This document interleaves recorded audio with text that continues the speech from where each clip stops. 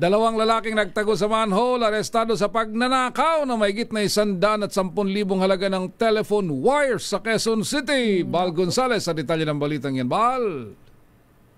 Raymond at Sister El, matapos ang ilang oras na paghihintay, abay lumabas at inaresto ang dalawang lalaki na nagtatago sa isang manhole sa Visayas Avenue, Quezon City.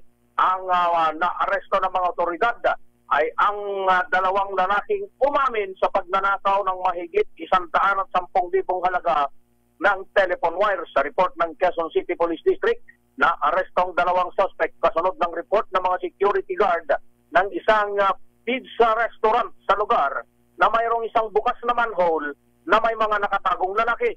Hinihingal pa ng lumabas ang dalawa na kinilalang sina alias Jerome, 31 anyos at alias Chris J, 33 anyos.